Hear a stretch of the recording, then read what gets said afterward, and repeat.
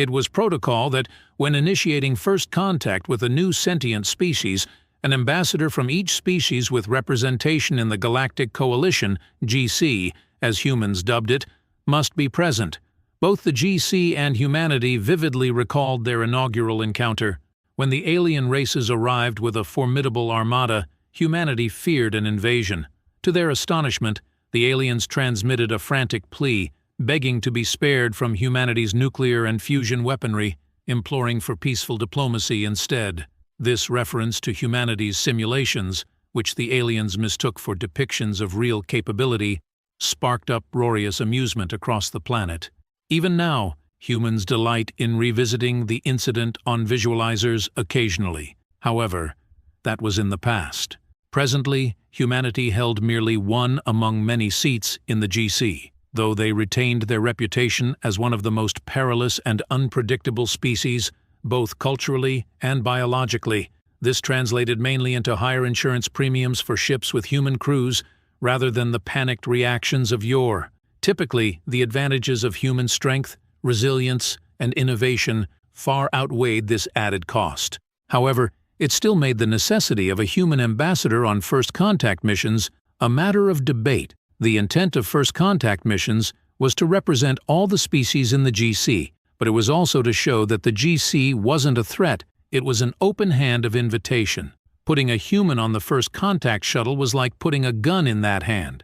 Even if everyone in the GC knew that the gun wasn't actually loaded, the species being made contact with didn't, and humanity's forward-facing predatory eyes, their absurdly dense musculature, their flesh-eating diet, and stiff bipedal posture made for a very big gun. Because of this, Ambassador James Heshward had spent every first contact mission making himself as small and non-threatening as possible, but half the time that just made the new species worry about the appearance of a stalking predator.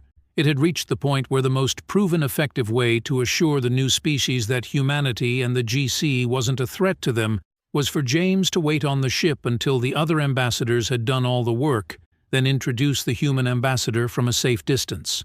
And so it was that James was currently reclined in the rather cramped deck of the ship, fiddling away at his holophone and waiting for the others to finish the job he'd trained his whole life for on this newest first contact mission. He didn't have to wait long. The airlock swooped open, and the other 23 ambassadors rushed inside with terrified looks on their faces, practically running each other over in their haste.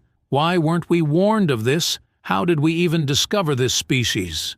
cried Monrak, the Wimu ambassador and the ship's captain by seniority. His 6 feelers thrashed wildly in a show of panic. "They found us.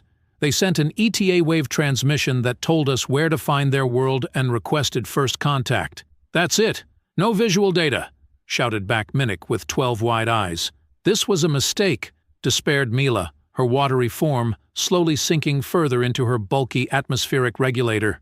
"We can't go back there. What's going on?" James finally cried out, standing up and almost hitting his head on the deck's roof. "What happened?" "The human," cowered Gilfick. "We can send the human out." "No way!" protested Monrak. "Not even a human would stand a chance against that. Those things make humans look like Chrythons." No offense, Mila." Mila had already sank into a helpless puddle in her atmospheric regulator and couldn't respond. James was shocked.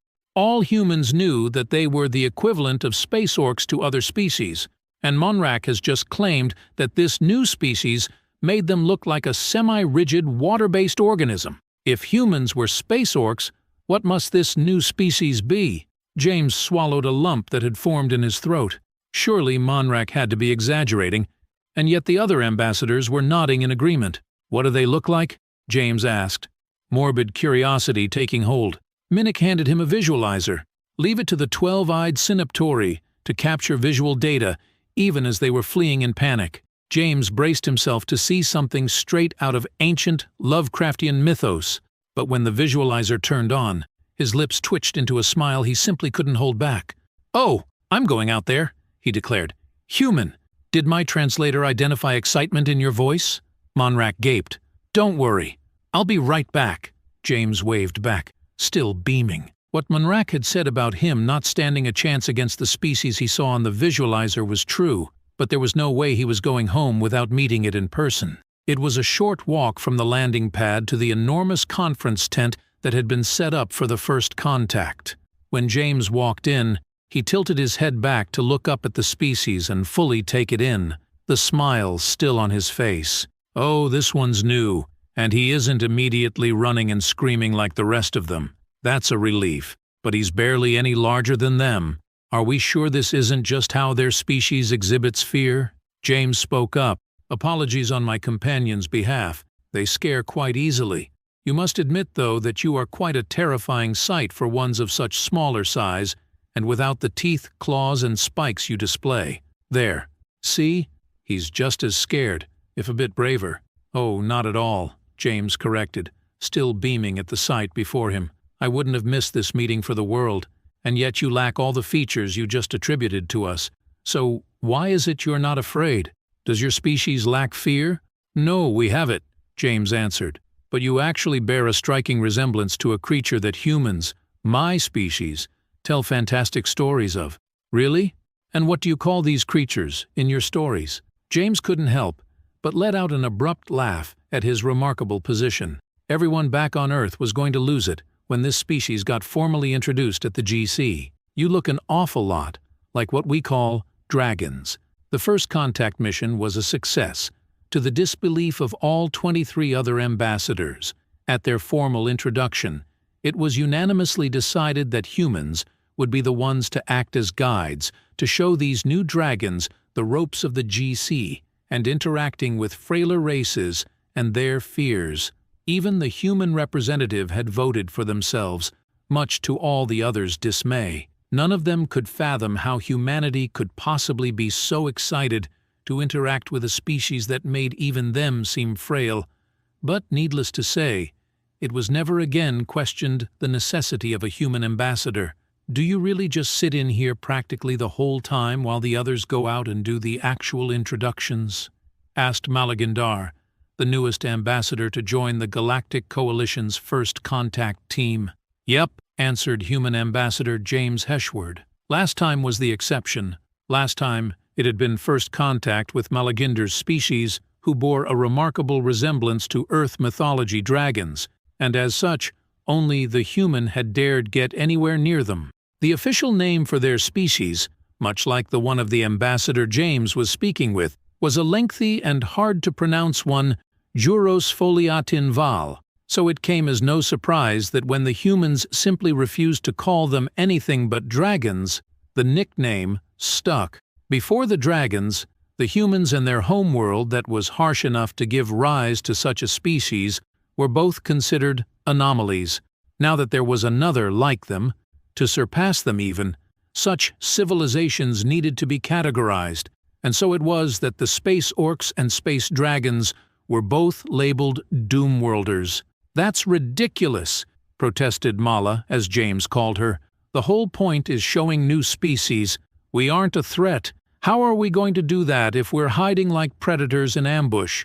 James explained his many attempts at an alternative approach to simply waiting for the others to smooth everything over first and then introduce the human from afar after. Ugh, at least I have you to socialize with. How did you manage it on your own? She asked. Usually playing games on my holophone? He answered with a yawn and stretch of his arms. If nothing else, the requirement to double the floor and ceiling space in the ship to accommodate the Dragon Ambassador was a much welcome change to the prior, cramped ship that had been made before the humans joined the GC. Apparently, when the GC first formed, first contacts with new species only occurred every century or so, but these days, with so many expanding civilizations flying around, it was closer to once a year. If I yawned like that, the others would be instinctively shrinking in terror. Mala smirked. James chuckled, knowing she was right. You know, even I don't get how you humans aren't afraid like the rest. Don't get me wrong, I much prefer having someone to hold a normal conversation with, but it is puzzling. We call it pack bonding, James replied. Basically, if it doesn't immediately try to eliminate us, we try to make friends with it. Sounds like a good way to get eliminated. James shrugged. Yet here we are, and back on Earth we've domesticated just about half the planet. Mala shook her head in bewilderment. I read about your world, and I'll admit, I can't decide if it's more insane that you tried or that you succeeded as many times as you have. Worked with you, didn't it? Julian jabbed playfully. What? I have not been charmed by some alien species. Wiles! She protested in the face of James's laughter. James sighed away his laughs. He wondered when the others would be back. This one was taking a bit longer than usual. This time the ambassadors had learned from the last mission and made sure to get visual ID on the new species, who had named themselves Hucleo, before making first contact. Julian hadn't bothered to check the visualizers himself. It wasn't like he'd be meeting them up close and personal anyways, and he was busy teaching the ropes to Mala, the stuff the textbooks wouldn't, as it was still humanity's responsibility to make sure they integrated into the GC easily. He'd heard some remark from Minnick about whether they were sure this actually was a new species, but whether it was or wasn't, him and Mala wouldn't be the ones finding out. The airlock opened. New ship, same swoop. Monrak stepped in and addressed them. All right, they're ready for you too. Remember not to smile with your teeth. Finally, Mala exclaimed. First contact. Monrak stepped up beside James as they walked. You'll like these ones. They're like humans, but less threatening. James was surprised by the comment. Like humans? Monrak seemed way too at ease for them to be that much like humans. Most likely it was just another biped. Apparently those were rare. Monrak stopped them halfway to the designated building. All right, wait here. We'll bring them outside. And off he went. Mala sighed. I suppose I wouldn't fit in there anyways. James gave her a reassuring pat on the shoulder. Most facilities could barely fit humans when we joined the GC too. They'll adapt. That being said, the structures around them did bear a resemblance to human architecture, as far as the height of their doors and placement of windows and door handles. Biped was looking all the more likely. The door to the building ahead opened as Monrak started his return with the new species in tow. Mala began to smile receptively. No teeth, James hissed in quick reminder before it could cause an incident. Mala stowed her teeth, visibly having to make effort to smile without revealing them due to the musculature of her jaw. James worried its appearance would be even more off-putting than if she just smiled normally. He sighed quietly and turned his face toward the new species to give his own best smile. But the smile turned off before it started. A cold spread out from Julian's heart as it began to beat faster. His breathing turned frantic. His skin turned white, and he began to sweat. The Hucleo. Those things, Monrak was right. They looked like humans. Too much like humans. But their skin was too white and dry, bordering on translucent. Their faces looked stretched, their hair too sparse and strand-like, their arms too long, too thin, and too wiry, and their eyes, by the earth, their eyes. They were black as a void. It was like staring at some twisted thing out of a horror movie. He'd watched horror movies before. He was far from easily frightened, but seeing this thing here in person, and the way it was walking, swaying side to side with its gait, its chest not moving at all, like it wasn't even breathing, his instincts were screaming to run for his life. Mala noticed as he started to hyperventilate. What's wrong? Are you sick? It's uncanny, was all James could muster. It's true, their resemblance to humans is remarkable. No, you don't understand. It's uncanny. I can't. I have to go back to the ship. What? Why? No, it can't be. Is that the human fear response? That? I'm not scary, but that is. What happened to pack bonding? I can't pack bond with that. Well, it's almost here, so pull yourself together. If you could talk to my species, you can talk to this one. Why is still getting closer? James wondered. They're just supposed to get close enough to see us and stay at a safe distance? Why is still getting closer? Here he is, Monrak announced cheerily. The human, practically your sibling, just as described. Indeed it is, the thing said in an almost sing-song voice. It's a pleasure to meet another species that shares such a close appearance to us. I'm sure our people will intermingle splendidly. Don't count on it, James thought grimly, sweat dripping off of his brow. What was he going to do? These things were going to join the GC, and humanity was going to lose it in an entirely different way than they had for the dragons. He had to do something. He had to say something, but he was paralyzed. Monrak continued. The humans eagerly volunteered to guide the Jurisfolia Tinvil here through the galactic community. I'm sure they'd be happy to do the same with your people. No, James finally blurted, to all of their surprise, even his own. Dang it, James, you're an ambassador. Even if these things are terrible, You have to represent humanity in a good light. He closed his eyes. If he couldn't see it, even if he still knew it was there, maybe he could get a grip. I'm sorry, he finally added, but humans will not be able to interact with your species.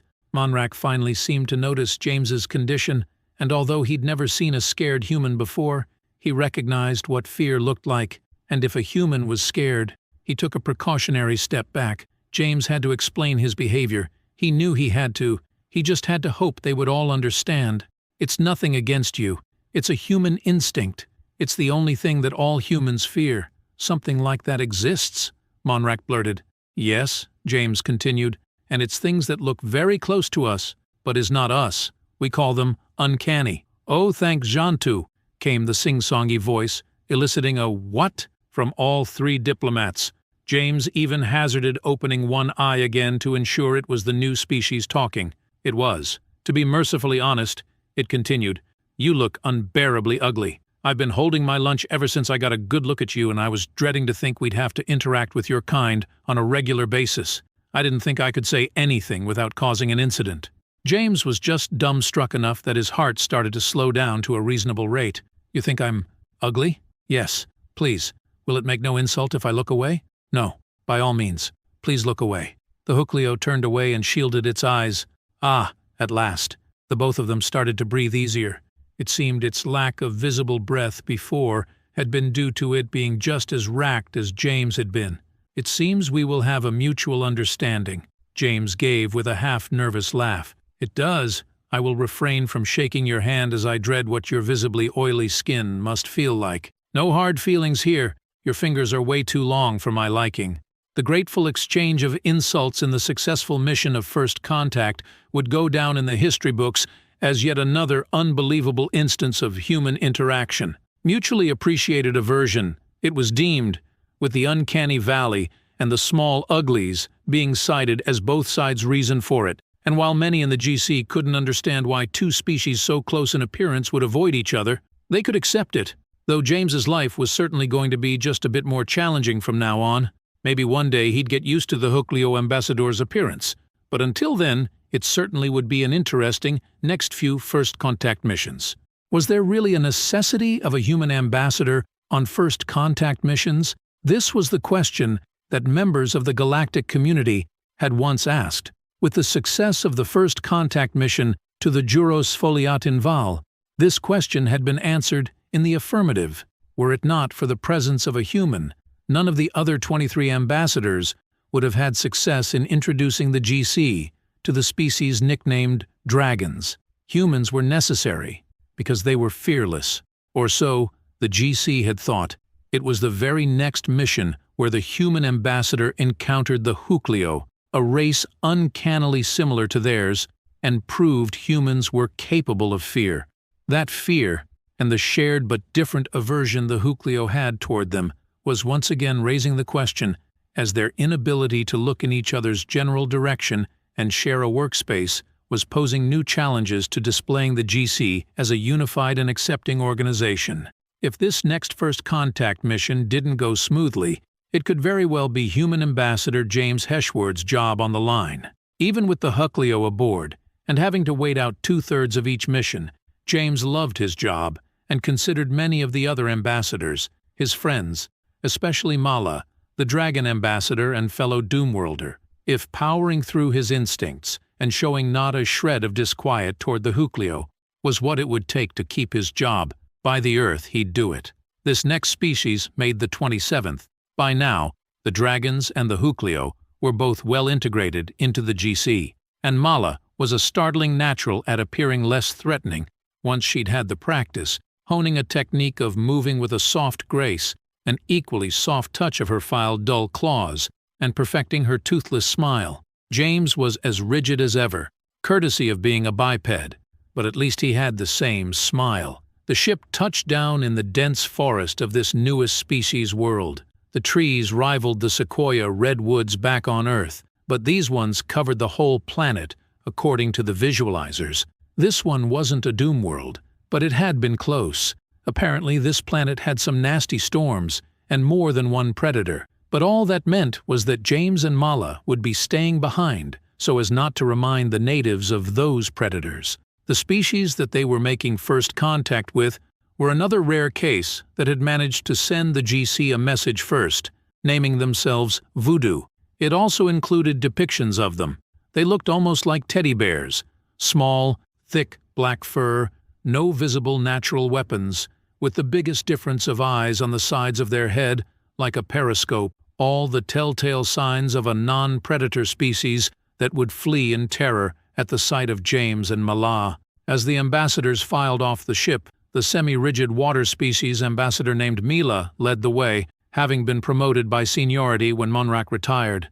The similarity in her and Malagindar's nickname had caused most to simply use Mala's full name, despite the difficulty it posed. But James had insisted he wouldn't mix the two up. When asked how, he'd proudly replied, "Because Phi is ply and it's dragons who fry?" The homophone only made sense in the human language, and Mala had reminded him yet again that her species did not breathe fire like dragons in human mythology. Regardless, he preferred Mala. James leaned back and settled in for the long wait. He glanced over at Mala. "You filed your claws down." "I did. What of it?" "I thought sharp claws were a matter of pride for your people. So is doing your job well, and a dull claw is much more approachable than a sharp one, even for your kind." "A shame. They were very nice claws. They looked good on you." Mala's neck twisted in an expression of suspicion. "James, you are not flirting, are you? I've heard tale of what you humans call bards." "What?" "No, no." James bolted up in his seat. "That would be unprofessional. I meant—" But his protests were drowned out by Mala's laughter. She'd gotten him this time. "Your sympathy for my claws is noted," she gave with a nod of appreciation. Time passed. Normally James would have passed the time with his holophone, but for some reason he couldn't shake a nagging feeling in the back of his head, and his eyes kept drifting to the permanently dark landscape under the thick canopy of trees. A lingering fear of the dark, he thought. But no, this wasn't fear. It was something different. Something whose existence was debated on, even by other humans. "Mala, have you ever heard of the sixth sense?" "Sixth sense? Of course, I believe the Glurs have 8 senses in total." No, not that kind. I mean the human sixth sense." "Humans have a sixth sense?" James recognized the angle of her head that indicated curiosity. "Well, not exactly. It's more of a superstition. It's the belief that when something is wrong, something just out of sight, we can feel it, deep down." "And this is a feeling you are having right now?" Mala asked tentatively. James was silent as he stared at the darkness beyond the light the ship shed. "I don't know." But then he finally saw it. Something didn't match the solid darkness in the bark of the trees. There was a barely perceptible discoloration in it just ahead of the ship. Had he been noticing it all along in his subconscious? But I'm going to find out. He stood up and started for the airlock as Mala took on a shocked arch in her neck. "What? You're going out there on your own on a first contact mission? That's completely breaching procedure. It'll cost your job." James stopped, airlock hanging open. She was right. "And yet, I have to check. I won't go far." He stepped out and turned his holophone to illumination mode, turning it into the equivalent of a lantern. A thud on the ground behind told him Mala followed him. "Are you planning to stop me?" he asked, a bit taken aback. Even with her filed claws, he didn't think he'd win that fight. "No, I'm not letting you get caught breaching protocol alone. If I'm there too, they might at least be lenient, write it off as a Doomworlder thing rather than a human thing." She lifted her head up to increase her size, a dragon sign that they wouldn't be moved from their decision. "Whatever happened to valuing doing your job well?" James asked, but he was more than grateful to her. "My people also value loyalty," she stressed, making her point clear. James nodded his appreciation. It was convenient that humans could arch their necks in an imitation of many of the dragon's expressions. The two walked into the forest, where James had seen the discoloration. He approached it cautiously, and as the holophony light shone on it, his first reaction was surprise. It was a ship. He examined it more closely. It didn't bear a resemblance to any of the GC ship designs he knew. It had a symbol on the side and what appeared to be writing, but the translator wasn't giving a written translation. Whoever's ship this was, they weren't in the GC. "Do you think it belongs to the Voodoo?" James asked. "No, I can see the cockpit. The seat is too big for the images we saw of them." James examined more of the ship, looking for a way in. "It's overgrown," He started to get that feeling again, that sixth sense. He turned around to face the darkness, and he caught a glint in the darkness. He slowly approached. It was another ship, just as foreign as the first. And there, another ship. And there, another. Abandoned and overgrown crafts hidden below the canopy. This isn't the Voodoo's first contact with other species. They lied. This was a trap. We have to get to the others. Wait, shouted Mala. Do you feel that? The sixth sense? I don't think I need. No, the eyes. As she said it, the forest almost felt like it quieted, and now that James was thinking about the forest, he could feel them. The hair on the back, his neck stood on end, as he could have sworn he could feel predatory ease studying them. This isn't a sixth sense, Mala growled. This is Doomworlder instinct. What do you think they're waiting for? Same thing all predators wait for. A weak spot, a lapse in awareness, a lagging member on their own. We may have them worried. They may never have seen Doomworlders before. Well, if they're going to wait, we won't, James decided. We're finding the others. He started in the direction the other ambassadors had left. Mala was right behind him, surveying their surroundings with a glare that might have beaten any of the ambassadors from heart attack. It took longer than James would have liked, but they found a log cabin, though it may have in reality been a branch cabin with the size of these trees. James was about to kick the small door in, but he froze. What if he'd gotten it all wrong, and he was about to kick the door in on peaceful diplomacy like some rampaging monster? No, he'd seen the ships. The others were in danger. He kicked in the door and almost fell straight into the pit on the other side. James! Mala! Run! They were just here. They could be back at any moment. And they have terrible weapons. The voice came. It was Minnick's voice. James looked down toward it and saw how the floor had been rigged to fall some 15 feet, and the ambassadors were at the bottom of it. He looked to the walls of the pit. They were a straight drop, but they weren't slicked, and the massive tree root systems didn't allow dense packing of dirt and stones. He could probably climb out by digging his own ladder. He jumped down and did his best to roll to avoid a hard impact. It wasn't perfect. He'd be bruised tomorrow, but what would bruise a human could be life-threatening to some other species. Sure enough, there were injured in the pit, broken appendages, bent antennae, smashed stalks, but everyone looked alive, except, "What are you doing?" Minnick protested. "Now you're trapped down here with us." "No, I'm not. Where's Mila?" he asked. The water-based captain, the most fragile of them all. Evaporation itself was a threat her life. Minnick pointed. Her atmospheric regulator had been pushed into one of the corners. James hadn't seen it because one of the other ambassadors was crouched over it. Her power regulator cracked when we dropped. Psychotal has been sharing power from his respirator, but James's eyes narrowed viciously, and Minnick took an instinctive step back. "We're getting out of here," James stated with all the certainty that the sun would rise. "How? Maybe you can get out, but we can't," Minnick cried. Literally, with all 12 eyes. James moved to one of the fallen sections of floor and hoisted it off the ground. "What's our status?" he called to Mala. "They're still keeping a distance for now. I think we really scare them." James grunted with effort as he propped the floor segment against the pit wall, making a ramp, but it was too steep still for those without strong appendages. So he took a step back, lifted his leg, and stomped it down into the wood. It splintered with a crack that made some of the ambassadors gasp in shock. Perhaps they had thought it was James's leg that had snapped, but no. And with one more stomp, his foot went through the wood, making a foothold. He repeated the process again, then again, using the holes he'd made as platforms to make the next one from, building a ladder with force of strength and adrenaline alone, as the others stood with mouths agape. Most of them had never actually seen what a human was capable of. "Now, start climbing," James shouted as the last hole was made. Whether it was to escape the pit or obey the terrifying shouting human, they made no hesitation. James helped lift each of them up at the top of the ladder. When the Hucleo ambassador came next, he registered the uncanny appearance and made no delay to take hold of his long-fingered hand and help him up as well. Once the majority were up, James slid back down, hoisted Mila and Psychotal both in his arms, much to their terror, and ascended the ladder with them. Mila's atmospheric regulator alone weighed close to 200 pounds, James knew, so he was well aware adrenaline was fueling him to hysterical strength. "Don't run for the ship. Stay with Mala and me the whole way," James barked. The ambassadors were a herd of defenseless sheep now, and he and Mala were the shepherd dogs that would keep the wolves away. They started back to the ship, but it was slow going with some of the injuries. "My battery is almost out," Psychedel warned. "At this rate, either Mila or I won't make it. Leave me behind. Take my battery."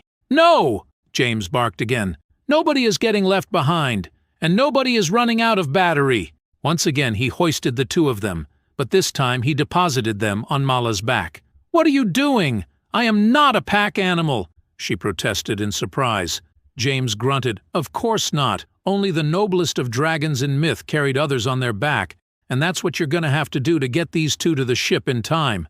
"Are you insane? That's exactly what the voodoo have been waiting for.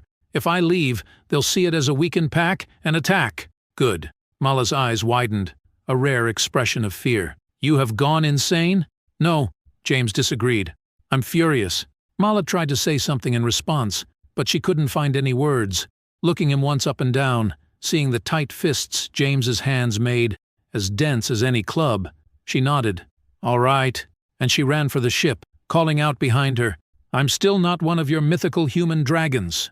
With only James left, the eyes that had been following them began to descend from the trees. They didn't have a mouth visible. Perhaps it was buried under all that fur, but the voodoo made a chittering sound, very unlike a teddy bear, as they descended with gleaming metal pikes in hand, only as tall as they were, practically sticks to James. But whatever those pikes were made of, it wasn't medieval. Circuitry brimmed around the edges, and vials of liquid were screwed in to feed into their points. Wherever they come from, just stay together and keep moving toward the ship. "Don't let them turn you around," James ordered. And then they attacked. With chittering shrieks they lunged at the group. The first one was face down and lifeless in the ground before an ambassador could scream. One blow to the head from James's fist was all it had taken. No doubt it hadn't expected him to move so fast or reach so far. The other voodoo were given pause. At the moment, even another human would be hesitant. Adrenaline was a hell of a drug, and James was practically frothing at the mouth with it. Little, spear-holding, monsters surrounding him. His instincts were in full tilt. Years of suppressed emotions from intensive training and exercises to keep the human temper under control, to ensure nobody ever got hurt in a fit of anger. Dozens of held-back fights over years of interacting with fragile aliens all came bubbling up, and he had no mercy for these deceiving predators who had poached his friends. He actually ran at the next one, catching them completely off guard. His foot connected with it like a football and sent it crunching into a nearby towering tree. It didn't get up. He roared. Actually roared, like an actual orc. The voodoo finally recomposed themselves, and this time attacked in unison. James swung and kicked relentlessly. They needed to cover double the distance he did to land a blow with their spears, meaning he connected with 1, 2, 3, 4, more, and they hadn't had a chance for one good stab at him yet. He used his legs to dodge attacks as often as he did to get one in the gut and send it sailing, already dead, through the air. One jumped for his midsection, and he actually caught it, and in the same swift action he chucked that little gremlin straight into another one that had peeled off to go for one of the ambassadors again. Another one managed to close the distance behind him, and it stabbed his leg with the spear. James shouted as electricity and stinging poison alike hit his nerves, and the gremlins cheered. But then James turned and punted the one that had stabbed him, eliciting an audible gasp from the assembled creatures. It was clear they thought one stab would be the end of it. The truth was, it may as well have been a joy buzzer and a bee sting. Their weapons weren't designed with a doom worlder in mind. The next fist that landed broke them out of their stupor, and finally it dawned on them just what these little monsters were up against. A real monster. They cried out in panic and fled in every direction. "And never try it again," he shouted after them, breathing heavily. As James walked back to the ambassadors, they looked absolutely frozen horrified. Nick spoke up. "You just eliminated 23 of them with your bare hands." If a synaptory counted it, James knew it had to accurate. He hadn't been counting himself. Nick continued when James said nothing. "I knew that humans were supposed to be strong and volatile, but that was just slaughter. And you all survived, James gave with a relieved grin. He knew he'd have just as many nightmares about little monsters with spears as the ambassadors would surely have about him. They made it back to the ship, where Mala, Mila, and Psychotl were waiting. Mala came up to James. "We heard a roar, like a vicious animal from my home world. That was you, wasn't it?" He eliminated 23 of them with his bare hands and feet, Minnick cried out, answering for him. 23? She echoed. "I'm sure I could have beaten that many myself if my claws weren't dull, but while defending the others. How did you do it? Let's just say, humans are fast, and we make our own stimulants. Adrenaline," James retorted. "I almost regret not getting to see it in action," Mala muttered. "Doom-worlders," Minnick muttered in dismay under his breath, like a curse. Speaking of adrenaline, James's was running out. He swayed on his feet for a moment and winced as searing pain suddenly appeared in his lower leg. "You're hurt," Mala exclaimed, darting to catch James before he fell. "It's fine. It was practically a pencil stab." "Ah!" He had tried to put his weight on the wounded leg again, but even though that poison wasn't lethal, now that the adrenaline was gone, it was painful. "Come on, hero," Mala remarked. She shifted his body to get him onto her back, then started for the airlock. "I thought you said you weren't one of those mythical human dragons. And I thought you said you weren't flirting, Mr. Noblest of Dragons." "All right, fine. Maybe I was a little. Humans do crazy things when we get on an adrenaline rush. That wasn't when it started, and you know it. Besides, I for one think it wouldn't be so bad to see your crazy side more often, Bard." James blinked, processing what exactly Mala had just said. When the report came in of the only failed first contact mission to date, the GC was stunned. Their first question was whether it was the humans' fault. The immediate and resounding response was, "No, do not ever remove the humans from the first contact missions. We implore you. They are absolutely necessary." Well guys, if you liked this video and want a particular HFY story, comment below with its title. Also subscribe to the channel, hit the bell and like the video. But most important, leave a comment. Until the next video.